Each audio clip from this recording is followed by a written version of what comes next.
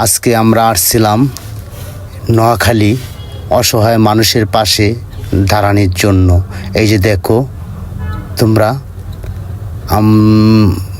প্যাকেটগুলা মানুষকে আমরা দিচ্ছি। অসহায় মানুষের পাশে দাঁড়ানোটাই হলো আমাদের কর্তব্য, কারণ এদের ক্ষুধার জ্বালা দেখে চোখের জল অটোমেটিক পড়ে যাচ্ছে। তাই আজ আমরা আসলাম নোয়াখালীতে খাবার বিতরণ করার জন্য। আর পারি নাই থাকতে আমরা, কারণ হলো এদের কান্না দেখে কষ্ট দেখতে পারলাম না। এই যে দেখো তোমরা, আমি তোমাদেরকে দৃশ্যগুলো দেখাচ্ছি পুরাটাই। এ এলাকার মানুষ এত কষ্ট আছে, সেটা দেখো। এই যে পানি, তোমাদেরকে পানি দেখাচ্ছি আমি, পুরাটা দৃশ্য তোমাদেরকে দেখাবো।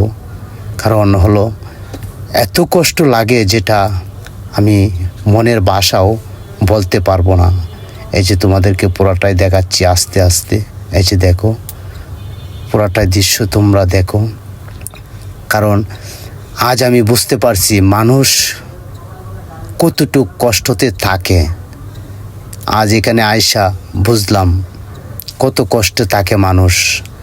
কারণ হলো এই যে প্যাকেটগুলো আমি দেখো তোমাদেরকে দেখাচ্ছি, দিচ্ছি সবাইকে আমি। আজ আমরা এই নোয়াখালীর মানুষের উপরে আসেন সবাই, সারা বাংলাদেশের মানুষ জড়িয়ে পড়ি অসহায় মানুষের পাশে। আসসালামু আলাইকুম।